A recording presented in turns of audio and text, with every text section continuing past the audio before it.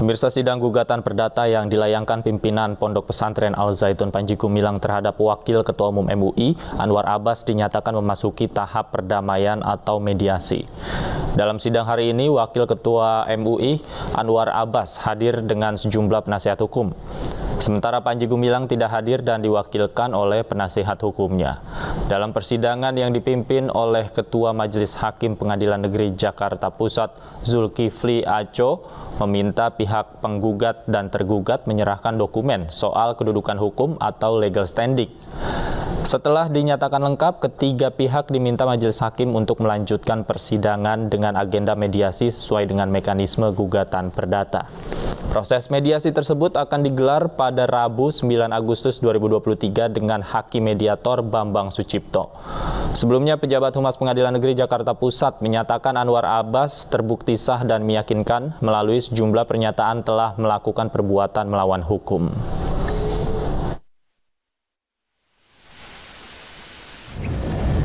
Ya, jadi saya sampaikan bahwa dalam perma itu diatur tentang kewajiban prinsipal untuk hadir pada pelaksanaan mediasi itu.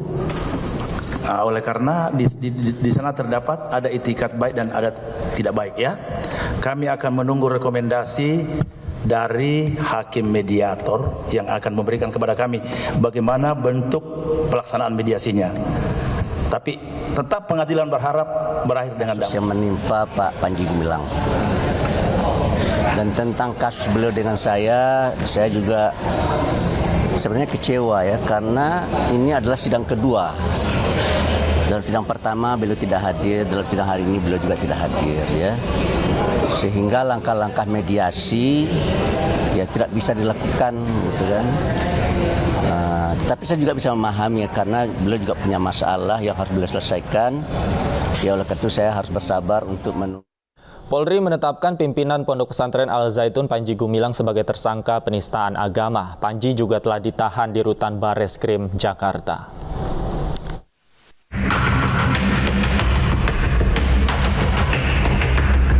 Penetapan tersangka Panji Gumilang dilakukan setelah menjalani pemeriksaan lebih dari 6 jam. Dalam pemeriksaan tersebut, polisi meminta keterangan Panji terkait 3 laporan polisi, salah satunya terkait dugaan penistaan agama. Dari hasil gelar perkara, penyidik kemudian menetapkan Panji Gumilang sebagai tersangka. Hasil dalam proses gelar perkara, semua menyatakan sepakat untuk menaikkan Saudara PG menjadi tersangka. Dan selanjutnya pada pukul kurang lebih 21.15 penyidik langsung memberikan surat perintah penangkapan disertai dengan penetapan sebagai tersangka. Sementara itu, Menko Polhukam Mahfud MD mengapresiasi penetapan tersangka Panji Gumilang oleh polisi. Polisi bekerja dengan cermat, mengundang ahli hukum pidana, ahli agama, ahli teknologi, ahli bahasa, bahkan juga menguji laboratoriumnya, laboratorium forensiknya tentang ucapan-ucapan dia itu asli apa diedit, kalau dipotong bagian mana yang dipotong kan ketahuan semua. Nah, dari situ kemudian dipanggil, tidak datang, kan tidak boleh dipaksa orang tidak datang sebelumnya. Baru datang kemarin langsung ditetapkan sebagai tersangka. Bareskrim akhirnya resmi menahan Panji Gumilang di rumah tahanan Bareskrim Polri Jakarta Rabu siang. Penahanan Panji Gumilang dilakukan setelah penyidik menetapkan Panji sebagai tersangka kasus penodaan agama. Dari Jakarta, tim liputan iNews melaporkan. Dan untuk mengetahui perkembangan lebih lanjut terkait penahanan Panji Gumilang, kami telah terhubung dengan rekan kami Ayu Pratiwi di Gedung Bareskrim Mabes Polri Jakarta. Selamat sore, Ayu. Apakah betul Panji Gumilang sudah ditahan di Rutan Bareskrim? Ya, Ya, selamat sore David dan juga pemirsa. Memang benar adanya bahwa Panji Gumilang sudah ditetapkan sebagai tersangka dan juga sudah dilakukan penahanan di rutan Bareskrim Mabes Polri. Dan penahanan ini akan dilakukan selama 20 hari terhitung dari hari ini 2 Agustus 2023 hingga 21 Agustus 2023. Dan memang David dan juga pemirsa, jika kita lihat bahwa penahanan Panji Gumilang ini memang lebih cepat waktunya, dan tentu ini menimbulkan statement ataupun menimbulkan reaksi dari kuasa hukum Panji Gumilang, yaitu Hendra Effendi, yang menilai bahwa dalam penetapan tersangka dan juga penetapan dan penahanan Panji Gumilang ini ada unsur kriminalisasi di dalamnya, sehingga dari tim kuasa hukum akan terus melanjutkan proses hukum, dan nantinya juga tim kuasa hukum akan meminta penangguhan tahanan dan juga pra-peradilan. Untuk penangguhan tahanan saat ini sudah dilakukan ataupun sudah dimulai oleh tim kuasa hukum dengan alasan Panji Gumilang ini sudah sepuh karena usianya sudah 77 tahun.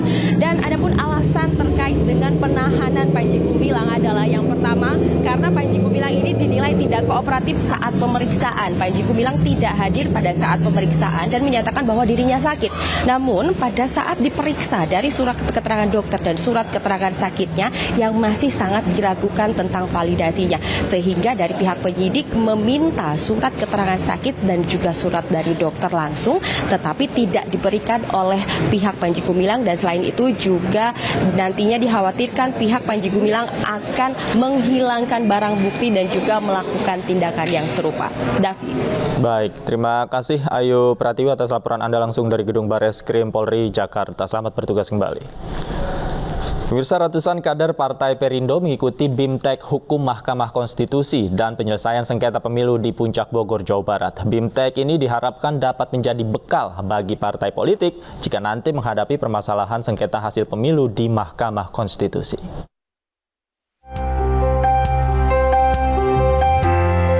Ketua Harian Nasional DPP Partai Persatuan Indonesia, Tuan Guru Bajang Muhammad Zainul Majdi, menegaskan Perindo akan menggunakan haknya sebagai partai politik jika terjadi sengketa dalam hasil pemilu 2024. Namun, TGB menekankan adanya alasan objektif sebagai dasar mengajukan proses hukum sengketa hasil pemilu. Hal ini ditegaskan TGB saat hadir dalam BIMTEK Hukum Acara Perselisihan Hasil Pemilu tahun 2024 di Pusdik Pancasila dan Konstitusi Mahkamah Konstitusi Cisarua, Kabupaten Bogor.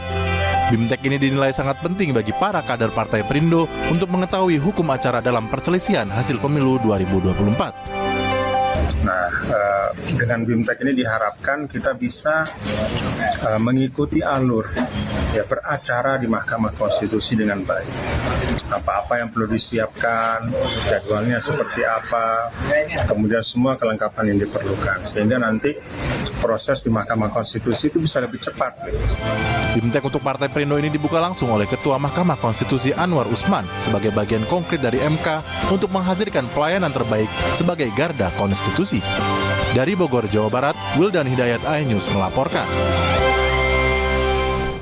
Hari terakhir operasi pencarian 8 penambang emas yang terjebak di lubang galian di Kabupaten Banyumas, Jawa Tengah diwarnai isak tangis keluarga. Ayu sore segera kembali, tetaplah bersama kami.